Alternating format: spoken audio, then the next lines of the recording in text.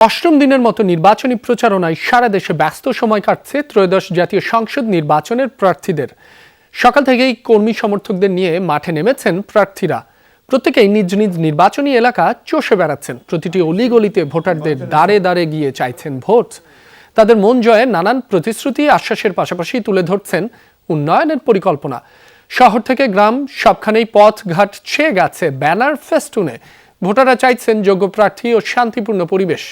কোথাও কোথাও একে অপরের বিরুদ্ধে আচরণবিধি লঙ্ঘনের অভিযোগ করছেন প্রার্থীরা।